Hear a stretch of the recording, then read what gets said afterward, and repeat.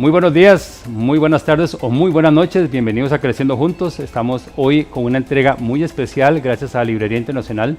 Tenemos el día de hoy la oportunidad de conversar con don Gustavo Rodríguez, el cual es autor del libro 100 Cuyes y otro montón de obras. Este libro 100 Cuyes, reciente ganador en enero de este año del premio Alfaguara 2023. Y es un libro maravilloso que queremos hoy explorar junto con el autor, que quién más que él que nos pueda decir qué pasó por su cabeza, qué pasó por su corazón cuando estuvo escribiendo 100 Cuyes. 100 Cuyes que desde ya pueden adquirirlo en Librería Internacional, perfectamente en sus tiendas o en su sitio web. Y bueno, pues no le ruego más tiempo a la vida y Gustavo, muchísimas gracias por estar aquí. Alan, al contrario, encantado de estar contigo. Muchísimas gracias por estar aquí porque 100 Cuyes se las trae, se las trae.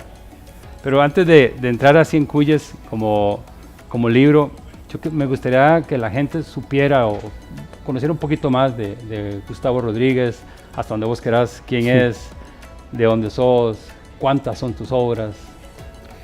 Uy, qué difícil. Me siento un poco corto de tener que hablar de mí. Por algo escribo, para no tener que hablar, pero entiendo que a veces hay que caer en la paradoja de hablar de lo que uno ha escrito. Y bueno, yo soy un peruano nacido en el siglo XX, digamos, ya pasado un poco en la segunda mitad del siglo XX, ¿no? Con todo lo que eso conlleva.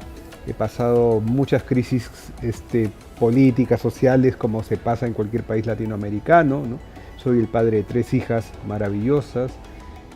Yo creo que haber sido criado en un entorno machista, en una escuela, en un colegio machista, conservador, religioso, y de pronto haber tenido 3 hijas, pues a mí me cambió la vida por completo. De hecho, tengo un podcast que se llama Machista con Hijas. Sí, que de hecho invitemos a la gente a que lo visite porque de verdad está muy bueno y el concepto me pareció, desde el título hasta todo el concepto como tal que desarrollas ahí, me parece muy, muy bueno. Está en la plataforma Podimo.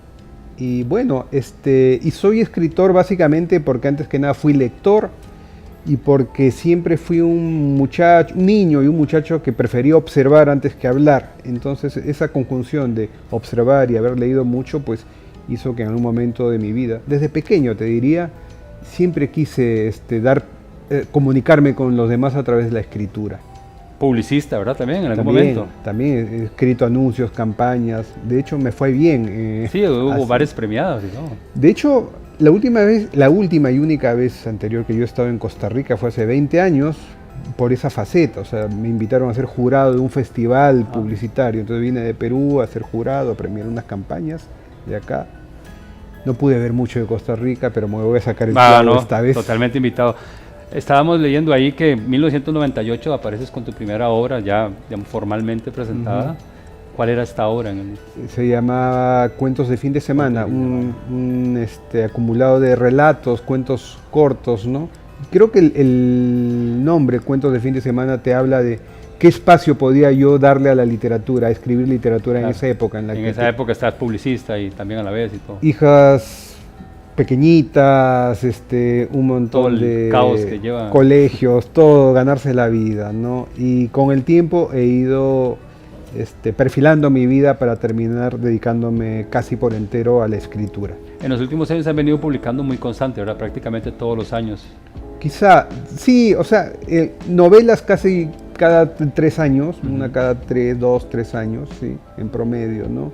Pero después salen cosas como que todos tus artículos en el diario... El diario del comercio. El comercio de Lima, de pronto alguien te los compila, o de pronto alguien te pide un libro para cuentos y se me ocurre una trilogía, y sin darte cuenta vas acumulando obra, ¿no? Y estaba por ahí también leyendo que en el 2006 te dan el premio periodismo, el Colegio de Periodistas te premia, ¿verdad? Sí, en la categoría Internet, que era incipiente. Yo creo que es más que nada un tropezón beneficioso para mí, porque lo que yo hice fue escribir un artículo en un blog.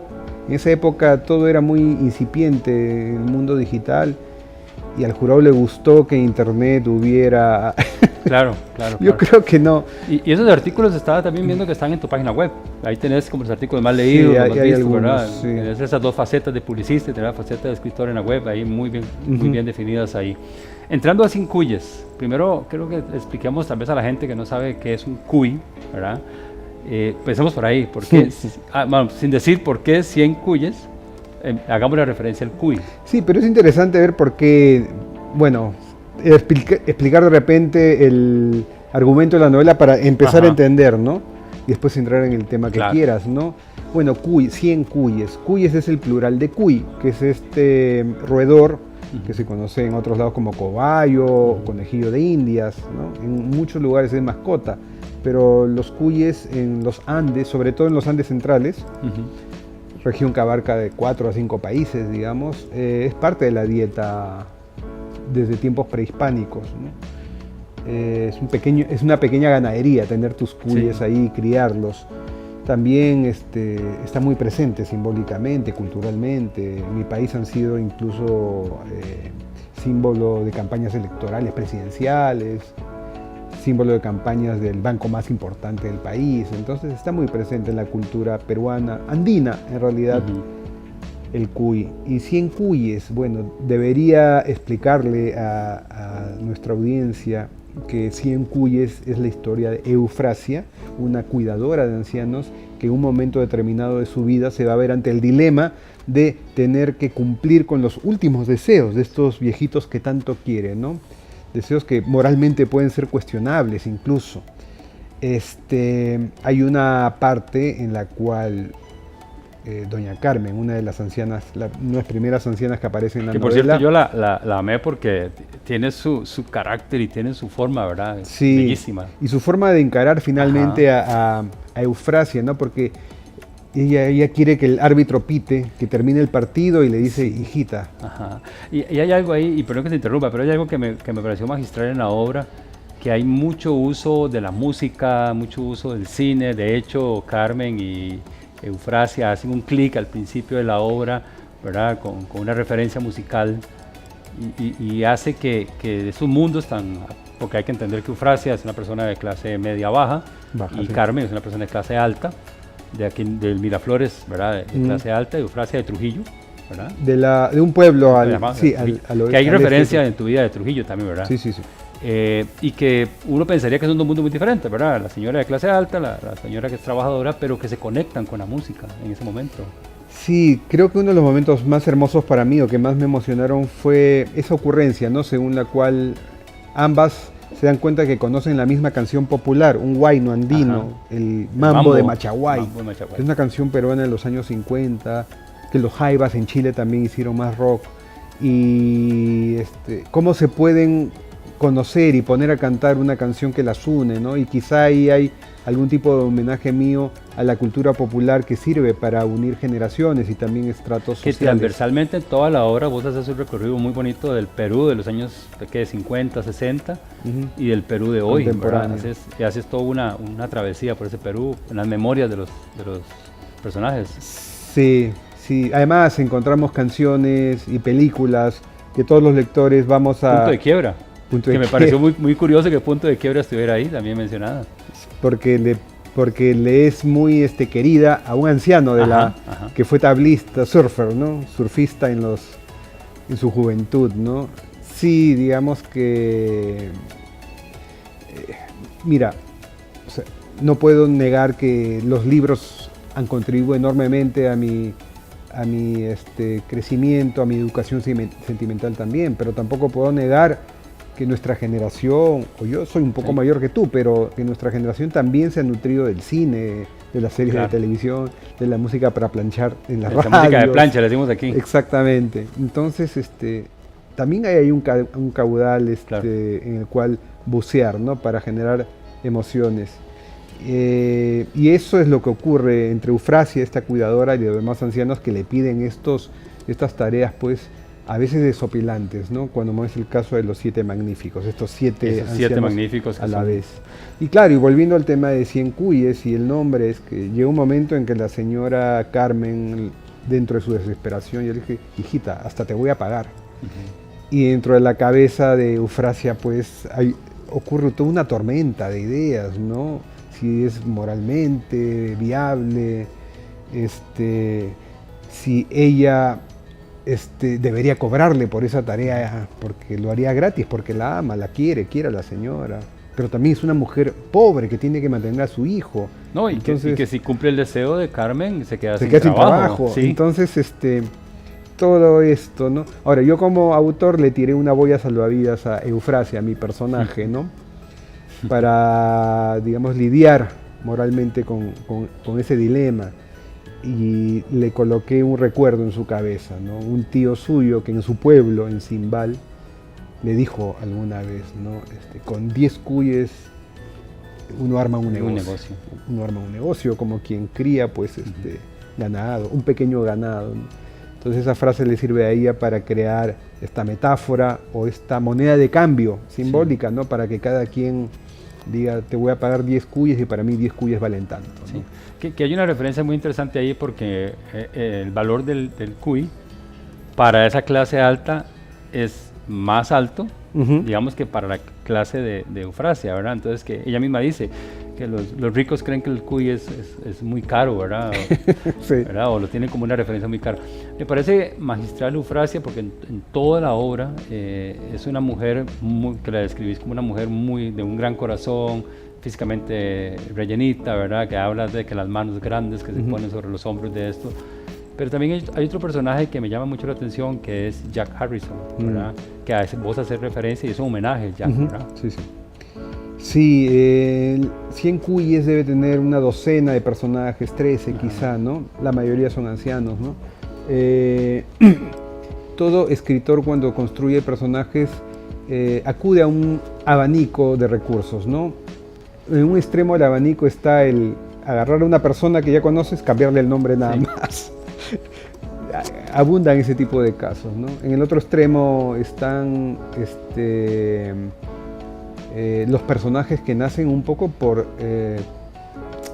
combustión espontánea, no sé cómo decirlo, o sea, son como la confluencia de miles, cientos de personas que alguna vez conocimos y tenemos, los cernimos y sale un personaje y no podemos identificarlo, relacionarlo con alguien especial, ¿no? Y en medio están los personajes como Eufrasia, ¿no? Que para mí es la construcción de 2 o 3 personas cuidadoras que yo alguna vez he conocido. Bueno, un personaje pivot en la novela es el Dr. Jack Harrison, el segundo anciano que aparece en la novela, y que sí tiene que ver más con el personaje que yo sí podría indicar como que conocí. Jack Harrison en la vida real fue mi suegro, el padre de mi novia. Falleció hace muy poco antes de que me pusiera a escribir la novela, y su actitud ante la muerte de una manera tan digna, su preparación para ella, ¿no? Para mí fue importante, yo quería homenajearlo y dejar constancia de ese tipo de filosofía, ¿no? De vida ante la muerte. Sí. Sí. Sí, para mí era importante porque yo creo que 100 cuyes termina siendo una novela, yo quería que termine siendo una novela luminosa, optimista, que reivindica, digamos, la entrega de testigo de una generación a otra, y que una generación puede ser mejor que otra mediante la buena educación, mediante el acceso a oportunidades, ¿no? Y si no existiera el personaje de Jack Harrison, creo yo, en la novela, eso no se concretaría tan claramente en la novela. Ahí también, bueno, Jack, que es amigo de Carmen, ¿verdad? Sí, son vecinos en el edificio. Están y todo esto. Sí. Me hizo mucha gracia en esa parte del libro donde bueno, Eufrasia se da cuenta de que ya no tiene a Leticia, ¿verdad? Y que tiene que ver qué hace para mantener su ingreso económico, y va a persuadir a Jack, o vamos a endulzar a Jack, ¿verdad? Esa parte está muy bien descrita, donde le toca la puerta, le inventa, ¿verdad? Toda esa cuestión. Quiero volverme a Eufrasia un momento porque no sé si fue intencional que ese eu de alegría tenga que ver algo con el eu de eutanasia, que se hace a propósito de esa construcción. Es una buena pregunta, Alan. Mira, cuando yo empiezo una novela, yo primero pongo nombres preliminares y que se irán quedando o no, si es que me parecen creíbles dentro de la trama, ¿no? Entonces, ella se llama Eufrasia Vela. Vela un poco porque hay un homenaje a mi rama materna, ¿no? Yo soy Rodríguez Vela. Y además coincide con que como verbo, vela es lo que hace Eufrasia, ¿no? Velar por cuida lo demás. Entonces me parecía que caía clavado en el personaje. Era un guiño que no era muy, que podía pasar sin ser forzado, ¿no? Y Eufrasia, claro, en un inicio a mí me pareció un guiño también a la eutanasia. Me parecía que más adelante, cuando ocurrieran los grandes hechos que van a ocurrir después, los medios hicieran referencia a su nombre, se burlaran incluso de él, ¿no? Pero en toda escritura, en todo proceso creativo hay mucho de inconsciente, donde entran a tallar cosas que no sabías que sabías o que olvidaste que alguna vez absorbiste, ¿no? Al poco tiempo, etimológicamente me di cuenta de que Eufrasia significa la que trae alegría. Entonces me pareció como inclusive el personaje clavado. Es eso, el personaje es una persona muy alegre, es una persona que trata de lidiar con la pesadez que pueden tener sus clientes, por llamarlo así, y que tiene que de una u otra manera pechugar ese dolor que está viendo y poner una buena cara. En esta narración, casualmente Carmen le pide ese favor a ella, que Carmen está en la cama, ¿verdad? Que le hace levantarse, que se levante, no se levanta, que vamos que para arriba, y está me encantó, por cierto, me encantó muchísimo la proyección, la metáfora del cine. El cine en el techo de la señora. Sí. Que estás viendo y cómo ella entra en el juego. Entonces, esa es Eufrasia, ¿verdad? Ese es el personaje que sí o sí trata de, hey, sigamos, vamos adelante, y después lo que pasa, ¿verdad? Me parece bien. Vámonos a Jack. Si Jack Harrison leyera hoy tu novela, ¿qué te diría? No sé.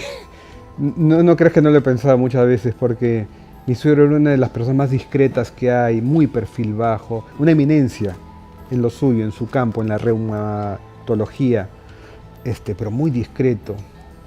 Él pudo haber sido uno de estos, en Lima, en Perú, estos pitucos ahí, que podrían, por herencia, digamos, de apellido, pudo haber sido eso, uno de estos señorones, ¿no? Pero él era lo más discreto, humano posible, un artista en realidad. Y creo que no sé si le gustaría haber sido revelado de esta manera, ¿no? O sea, tuve que esperar, obviamente, a que muriera. Los escritores de ficción somos un poco vampiros. Sin embargo, sí tuve la anuencia de sus 3 hijas. Sus 3 hijas fueron muy generosas, me dieron carta libre. Creo que ellas sabían, intuían el enorme amor que yo le tenía a su papá y que yo lo iba a tratar con todo el cariño del mundo, ¿no? Yo creo que diría, Gustavo, una vez más, una travesura más de este desgraciado, diría. Se reiría y nos tomaríamos un whisky y yo le pediría perdón. La referencia de, él toma el Jack Daniels, ¿es así, verdad? No, él toma el Old Parr. Old Parr, sí, cierto, Old Parr, que tiene la botella ahí. Continuando con los personajes, está Berta. Berta, que es la hermana de Eufrasia, ¿verdad? Bueno, que Eufrasia tiene un hijo, ¿verdad? Esta Berta, ¿con quién la relacionas en tu mundo, en el Perú de hoy, en Latinoamérica de hoy? Porque es esta hermana incondicional que cuida del hijo, de su sobrino, que, ¿verdad? Sí, mira, es verdad. Yo necesitaba, a ver, primero tenemos que recordar... Es un secundario muy pesado, entra pocas veces, pero termina siendo crucial. Termina siendo crucial Merta, o Mamerta, que es un nombre original. Y mira, no debemos olvidar que una novela es una construcción, como la del ilusionismo. O sea, un escritor de ficción, construye un artefacto para que el lector entre y crea que está ocurriendo lo que está ocurriendo, ¿no? Entonces, dentro de mi planificación, todas las tareas que tiene que acometer Eufrasia y sus motivaciones también, te indicaban que no podía ser una mujer solitaria. O sea, necesitaba un hijo que fuera un combustible para que ella siguiera trabajando, buscando, ¿no? Y necesitaba algún tipo de aliado, alguien cercano que se ocupara también del hijo, la ayudara con la crianza del hijo, y que también la ayudara de alguna manera con las tareas que tiene que acometer, o con alguna de las tareas que tiene que acometer. Termina siendo Merta esa conciencia de Eufrasia en algún momento, también. Sí, ¿verdad? Pero es que yo creo que mi reflexión mientras diseñaba los personajes y el entorno muy cercano de Eufrasia, al menos el familiar, tiene que ver con que las mujeres usan redes de apoyo, porque si no es imposible que hagan las proezas que realizan. O sea, la mujer en nuestra sociedad, o al menos en Occidente, o en todo caso en Iberoamérica, pues son la base de nuestra economía, son la base absolutamente de todo, solo que no están reconocidas en la manera en que se reconoce a la gente pública. Y es imposible que generen esta labor de cuidado, esta extensa labor de cuidado anónima muchas veces, sin ayudarse entre ellas, ¿no? Entonces, para mí, Eufrasia necesitaba, pues, una compinche. Podría haber sido una comadre, una vecina, una tía, una abuela. En este caso me provocó que fuera una hermana. Sí, también me parece muy bonito, y para que la gente que nos está viendo, pues, no lo dude dos veces en leer el libro. Haces un uso muy, muy bonito del símil, ¿verdad? Trabajas muy bien el símil. Hay muchas partes donde haces esas comparaciones que realmente te felicito porque son muy detalladas, son magistrales, de verdad. Geniales ese símil que usas. Y quiero brincar ahora a los 7 magníficos, ¿verdad? Parte de mi experiencia que te contaba ahora fue mucho visitar hogares de ancianos, centros diurnos, todo esto aquí en Costa Rica. Y lograste describir muy bien esa jerga, ese vacilón, esa camaradería que hay ahí, esa complicidad que hay entre ellos. Me reflejé en ese juego de dominó en algún momento, ¿verdad? Donde todos estaban jugando por mera rutina, por mero compromiso, hasta que alguien dijo, no, ya, hoy no es el día. Y hay ciertas frases como, la vejez es una mierda, ¿verdad? Que es una de ellas, que es muy fuerte, ¿verdad? Que por ahí creo que la dice, no me recuerdo, es Pollo que la dice. Sí, la señora Pollo. La señora Pollo la que la dice, ¿verdad? Y en esta complicidad que hay ahí, hay varios personajes. Entre ellos está Tanata, está el tío Miguelito, Tanaka. Creo que Tanaka es el que dice que la vejez es una mierda, pero uno de ellos piensa... Ubaldo. Y Ubaldo dice, doña Pollo está escuchando que decimos groserías. Y yo toda mi vida he pensado que me educaron para que eso no fuera así. Sí. Y están Fernández y Hernández, que ahí le das un guiño a ese amor que tuvo Esteban. Sí. Le das un guiño muy sutil, que eso es otro tema que nunca se habla, ¿verdad? A esas alturas del partido, a esa altura de la edad, abrirse a esos temas es complicado, pero ahí no vamos a entrar en muchos detalles, pero ahí le das un guiño al tema, que me parece muy bien. Ahí hay un tema impresionante ahí. Hernández y Fernández, ¿por qué esa diferencia? ¿Son hermanos? Son gemelos. Son gemelos, ¿sí? Son gemelos. ¿Por qué esa distinción entre...? Bueno, para empezar, yo quería que la novela estuviera matizada. O sea, yo necesitaba un par de ancianos solitarios, distintos entre sí, con distintas experiencias vitales, ¿no? Como doña Carmen y el doctor Jack Harrison, que tienen distintas soledades, pero no toda la novela pues tenía o podía tener ese tipo de experiencias. Yo requería además, o intuía que necesitábamos otro tipo de vivencia de la vejez. Y por eso dije, bueno, necesito también poner en práctica una intuición que yo tengo. Yo tengo una hipótesis por la cual, una vez que uno es adolescente, esa tormenta hormonal que tenemos no nos abandona, sino que nos tiene la domesticamos, digamos. Estamos domesticados y uno nunca deja de ser adolescente en un rincón de su corazón hasta que se vuelve a enamorar o hasta que algo lo gatilla. Bueno, yo puse en práctica esta teoría mía y creé a este grupo de 7 ancianos que viven juntos y que se comportan como adolescentes finalmente, sin desparpajo, y que están bien y pueden vivir bien mientras no tienen, las dolencias no alcanzan picos y mientras se sienten acompañados y comparten los mismos referentes, ¿no? Entonces, claro, cuando uno va a hacer el diseño de 7 personajes que van a interactuar, uno trata de que sean muy matizados entre ellos, ¿no? Entonces verás que si bien esos 7 ancianos, desde un punto de vista demográfico, sí pertenecen a una misma clase social, mal que bien, así, pero pueden pagarse esa residencia privada, pues psicográficamente son distintos, ¿no? Provienen de distintos hogares, tienen distintas ideologías. Bueno, hay uno que es almirante. Hay uno que es, un vicealmirante retirado, y con lo que conlleva en una sociedad conservadora y autoritaria, ¿no? Pero no deja de tener corazón llegado el momento, obviamente, ¿no? Y los gemelos, cuyo apodo es Hernández y Fernández, por ese guillo a Tintín, pues yo necesitaba que incluso entre ellos hubiera cierta, hubiera esta ambigüedad, ¿no? En que son idénticos, parecen comportarse igual, pero cada uno tiene matices bien definidos si te pones a ver bien, ¿no? Sí. Está Miguelito, el tío Miguelito, que es el surfista, el tablista de Perú, que es ese joven, ¿verdad? Ese joven, ¿verdad? Y bueno, la historia que cuenta ahí, lo que le pasa, que no vamos a decirlo, es como la parte contraria al almirante, ¿verdad? Es como esa, el otro es más rígido, más Giacomo.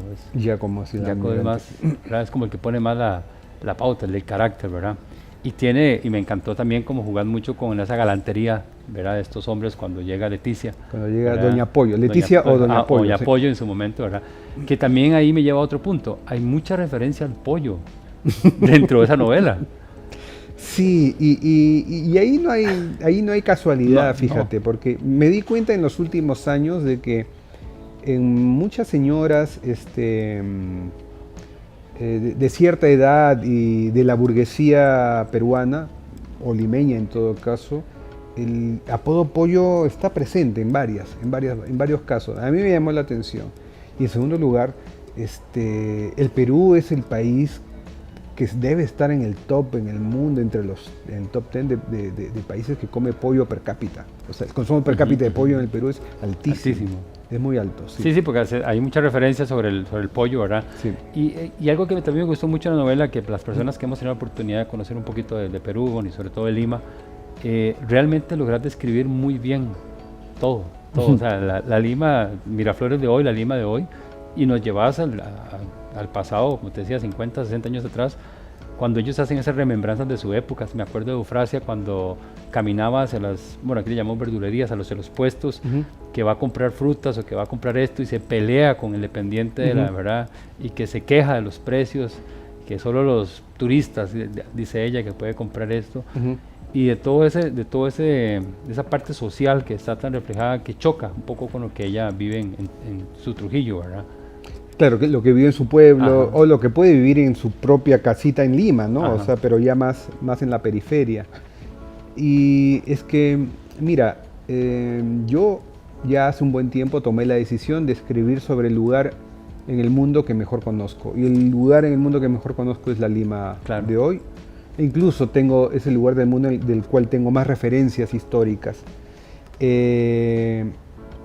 Y si bien para mí, o sea, yo trato de no hacer una literatura que suena a panfleto, pero sin embargo es imposible que tú, tratando de recrear con, ojalá, naturalidad, las características de Lima o de una ciudad latinoamericana, pues no se filtren las inequidades, ¿no? Los contrastes, las injusticias que por ahí están, ¿no? Pero está muy bien, porque al final, digamos, el libro no es una guía turística, o sea, no es que vos, ¿verdad?, haces campaña, porque la presentas muy tal cual es. Realmente la presentas muy bien. De hecho, la portada del libro me llama mucho la atención, que tiene muchos elementos del Perú, ¿verdad?, entre el tranvía, entre la combi, todas esas cuestiones, y eso me parece muy bien. Hay una parte, o hay varias partes que yo, como lector, eché para mi saco y quería comentarte, a ver vos cómo lo ves. Eufrasia, como esa cuidadora que ahora comentábamos, creo que hay un mensaje intrínseco ahí para todas esas personas, y me gustaría que vos, si lo ves así, vieras su punto de vista, sobre ese rol de la cuidadora, del cuidador, ya sea pagado, sea miembro de la familia, que sea mucho. Vos lo hablabas ahora, ese trabajo de la mujer silencioso, que a la mayoría de mujeres en Latinoamérica y en el mundo, porque está en España pasa y por todo lado pasa, se le da ese rol a la mujer. De hecho, en la época de nuestros abuelos, nuestros padres, le espantaban a todos los novios a la menor para que se quedara cuidando a los papás, ¿verdad? Para que nadie se le acercara, para que fuera la cuidadora. Esa Eufrasia, ese reflejo de esa cuidadora latinoamericana de hoy, y pues no quiero adelantar ni decir nada, ¿verdad?, sobre el libro, pero ¿cuál es el llamado de atención, la lección que nos puede dar Eufrasia, dándole esa visión a esa cuidadora, a esa persona que hoy está cuidando a un adulto mayor o a una persona con alguna discapacidad? Pues en efecto, Alan, o sea, el rostro del cuidado en el mundo, o al menos en Occidente, es femenino. ¿No? Probablemente hayamos exacerbado esa condición. Y quizá un llamado de atención por ahí latente está en hasta qué punto estas cuidadoras entran a nuestros hogares a hacernos la vida viable y muchas veces las tratamos con una ambigüedad que puede ser perversa, porque decimos, voy a decirlo, no es que lo digan en la novela, pero Eufrasia es de la familia, Ajá. ¿no? La perversidad está cuando quien nos cuida es de la familia, mientras no reclame por sus derechos, por ejemplo. Exacto. ¿No es cierto? Mientras no pida aumento. Exactamente. Sí. ¿Cómo? No. Pero si eres de la familia. ¿Cómo vas a hacer eso? ¿Con Entonces, costo podemos? Sí. Exactamente. Entonces, es curioso cómo usamos el lenguaje también para disfrazar ciertas injusticias. Y también es un llamado a atención, porque está esa frase que a la familia, vamos, se le paga por sus servicios, pero hay una Eufrasia familiar que nadie le paga ni le reconoce Totalmente. nada. Es un mandato. Lo que Eufrasia hace por estos ancianos finalmente es algo que ni siquiera su propia familia habría. Pero lo logra hacer. por esa intimidad que logra tener con cada uno de esos personajes, sobre todo doña Carmen con Jack, ¿verdad? Tiene intimidad tan... Porque Eufrasia, si algo tiene, es una inmensa capacidad de empatía. Sí. Eso es su gran característica. Que eso es algo que esta novela tiene, ese despertar de la empatía por ese proceso de envejecimiento y esa etapa de vejez tan humana, y que a veces, desde mi punto de vista, la estamos como, o sea, la negamos, pero que hoy todos estamos envejeciendo. Entonces, quería preguntar, ya como para ir cerrando un poco con esto, ¿con cuál de estos personajes, o cuál de esos personajes, o si es una mezcla de todo, has proyectado tu vejez? ¿La proyectaste en alguno de esos personajes? Creo que sí. Creo que en Tío Miguelito, probablemente. Miguelito. Por dos razones. No hay una razón que te voy a confesar acá. Hay una razón. Tú me ves ahora políticamente correcto. Obviamente ante cámaras no voy a tratar de hacer escándalo, ¿no? Pero yo en la intimidad con mis amigos más cercanos, con mi familia, yo soy un guarro. O sea, yo tengo una cantidad de pensamientos incorrectos adentro y a veces uso a mis personajes para que ellos se explayen y suelten. Y Miguelito o Tío Miguelito, en ese grupo que ha formado, él es el que rompe los esquemas con estas ideas, ¿no?, desopilantes, o estas observaciones pues que pueden incomodar. Por un lado, pero también me identifico con Tío Miguelito en su objetivo o su conducta, que trata de armar grupo, trata de hacer el que anda haciendo tratemos grupo, de ser grupo, de reírnos entre nosotros, ¿no? Porque ya con algunas décadas encima yo me he dado cuenta de que lo que yo quiero para el final de la vida, lo que quiero para mi vida, es cada vez más abrazos y más risas espontáneas con la gente que quiero. Sí, ¿no? Que aquí se ve muchísimo cuando están en la jerga, ¿verdad? Están en el vacilón ellos ahí. Hay algo que quería preguntarte. Vos tenés probablemente uno de los mayores referentes tuyos, Osvaldo Reynoso. Osvaldo Reynoso, ¿qué piensa? ¿Qué pensaría? ¿Qué hubiera pensado de Cincuyes? Es una buena pregunta. No lo sé. Osvaldo era muy crítico en general.